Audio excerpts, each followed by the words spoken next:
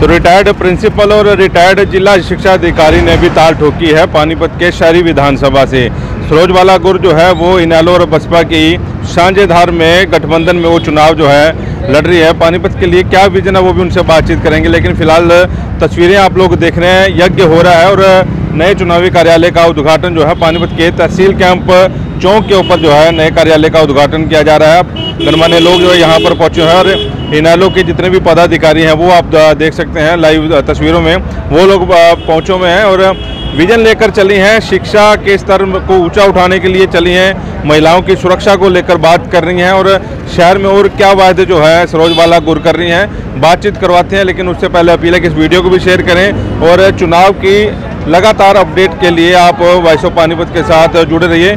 सरोजबाला गुर और उनके पदाधिकारियों के पास लिए चलते हैं, उनका क्या कहना है। आज जैसे कि मुझे इनेलो बसपा का उम्मीदवार बनाया गया संगठन का, तो यहीं से एक अच्छी शुरुआत है कि हम दोनों मिल कर के चलेंगे।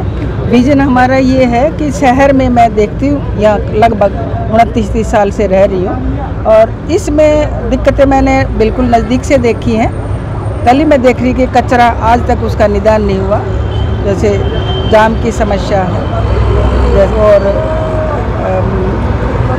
जो ये हमारी वर्कर हैं घरों में जो काम करती हैं, इनके लिए सरकार ने कोई व्यवस्था नहीं है। ये मैं इंडिविजुअल सोचती हूँ। और पार्टी की जो घोषणाएं हैं वो ये हैं कि हर घर को रोज़गार देंगे।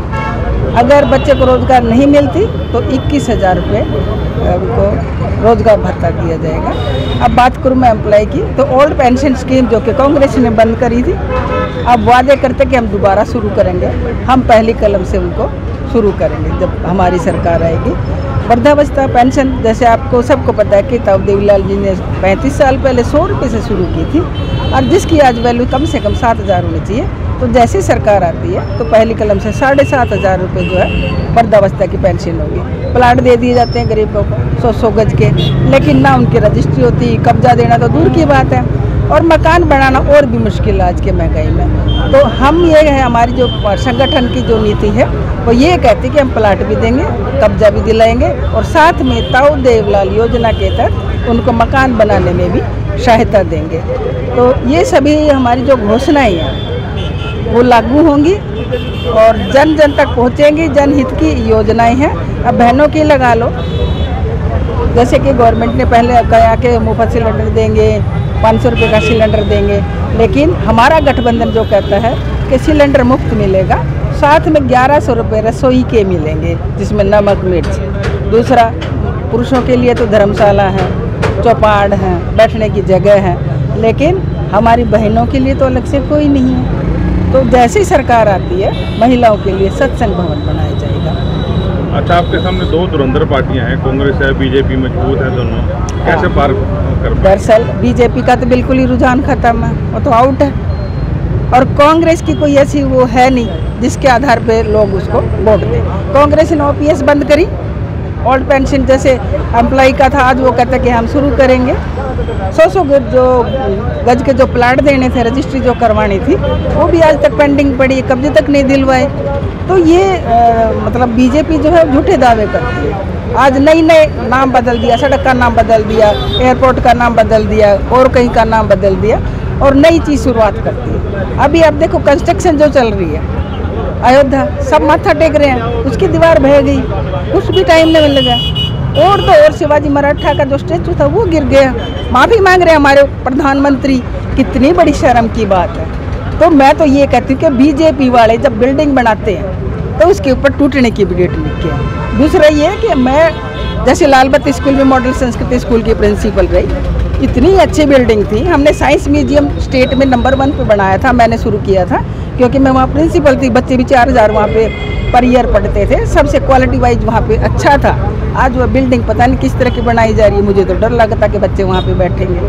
तो ये बीजेपी का है। और कांग्रेस तो लिपापोती करती है। शिक्षा जगत में भी जरूरत है काम करने की, आप शिक्षा जगत से जुड़ी रही हैं। हाँ, शिक्षा जगत में अब देखो ना, स्कूल बंद किए जा रहे हैं, क्राइटेरिया रख दिया कि 25 से कम बच्चे तो बंद कर दो, जो कि ज़रूरी नहीं है। राइट टू एजुकेशन में हर एक बच्चे का राइट है। सर्व शिक्षा अभियान में जो है हर एक बच्चे को अगर स्कूल नहीं दे रहे हो तो आप उसको ट्रांसपोर्ट दें। टीचर नहीं दे रहे हैं, टीचर की वैकेंसी खाली है, 35,000 आज के दिन खाली है। अम्प्लाई के तो अगर टोटल लगाए 2 लाख वैकेंसी खाली है। तो शिक्षा जगत में सबसे पहले यही करें कि टीचर की फीलिंग हो, नए स्कूल बने और हर बच्चे को जो मिड डे मील की उसकी क्वालिटी में सुधार। मैडम, इनेलो और बसपा के बड़े नेता भी आएंगे पानीपत? जी ज़रूर आएंगे और उनका आशीर्वाद लेकर के ही आज हमने काम शुरू किया है। और जब दोनों ही पार्टियां साथ हैं तो आप समझोगे कि जो हमारी 25 सितंबर को वहाँ रैली होती है, समान बहन मायावती आ रही है और यहाँ भी आएंगे।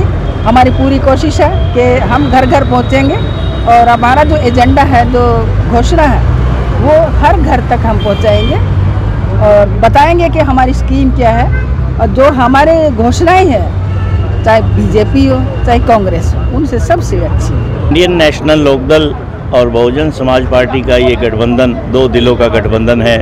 जिस नाते से मैं इंडियन नेशनल लोकदल जिला अध्यक्ष होने के नाते आज बहुजन समाज पार्टी के और ज़िले के इनेलो के चारों प्रत्याशियों को समर्थन अपनी टीम को देने का वादा करता हूं बहन जी को।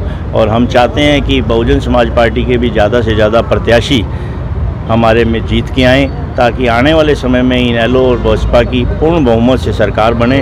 हमें किसी निर्दलीय या किसी बाहरी का समर्थन ना लेना पड़े। अब बात जीत की, तो जीत तो जनता के हाथ में है। हम अपनी बात लेके जनता के बीच में जाएंगे। चौधरी ओम प्रकाश चौटाला जी ने सरकार आपके द्वार कार्यक्रम चलाकर लोगों के बीच में जाकर जागरूकता रखी। एक प्रदेश के एकमात्र ऐसे मुख्यमंत्री थे जो लोगों के बीच में गए, वरना मनोहर लाल खट्टर को तो ढूंढना पड़ता था, लोगों को मिलते नहीं थे। इसके अलावा भूपेंद्र सिंह हुड्डा बहुत ही घमंडी मुख्यमंत्री हैं। आपने देखा होगा कांग्रेस के मुख्यमंत्री, जो भावी मुख्यमंत्री है भूपेंद्र सिंह हुड्डा, इनके समय में ही जाट आंदोलन के बीच में कितना बड़ा अन्याय हुआ था, हरियाणा को कितना बड़ा एक अभिशाप भुगतना पड़ा था, जिस पे आज भी हरियाणा में बाहर से व्यापारी वर्ग आकर राजी नहीं हो पा रहा है। पिछले 10 साल हुड्डा साहब की सरकार रही है और 10 साल से बीजेपी की सरकार है। इन सरकारों ने नौजवानों को, हमारे बुजुर्गों को, हमारे बच्चों को भिखारी बना के खड़ा कर दिया है। क्योंकि बच्चों के लिए जो स्कूलों की व्यवस्था थी वो सारी की सारी 10 साल में हुड्डा साहब ने जो पहली से लेकर और 10वीं तक कोई बच्चा नहीं पास होगा। और मिड डे मील जो एक कटोरा हाथ में दे दिया बच्चों को, वो बहुत ख़राब थी। और लगभग SC ST OBC की लगभग 65,000 वैकेंसियाँ हुड्डा साहब खाली छोड़ के गए थे जब कांग्रेस की सरकार थी। और रही सही कसर इस सरकार ने भी निकाल दी। नौजवान 10 साल से धक्के खा रहे हैं, किसी के लिए कोई रोज़गार नहीं है। अगर हरियाणा में के अंदर चौधरी अभय सिंह चौटाला जी मुख्यमंत्री आते हैं तो सबसे पहले नौजवानों को लगभग 3 लाख रोज़गार दिए जाएंगे जो कि खाली पड़े हुए हैं। हमारी माताओं को 1100 रुपये मुफ्त दिए जा करेंगे रसोई के खर्चे के लिए।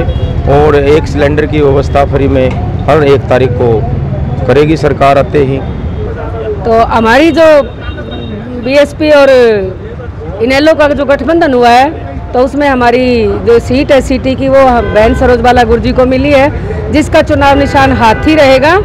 और हमारे जितने भी कार्यकर्ता हैं दोनों पार्टियों के, आज सब ने मिलकर हवन करवाया है। मैडम को शुभकामनाएं दी हैं और सभी अपने नागरिकों को भी शुभकामनाएं दी हैं कि अच्छी सरकार चुने, अच्छा जगह वोट डालें। और जो भी हमारी घोषणाएं चौधरी अभय सिंह चौटाला और बहन मायावती के द्वारा की गई हैं, उन घोषणाओं को इलेक्शन होते ही और विजय होते ही पहली कलम से उन्हें लागू किया जाएगा।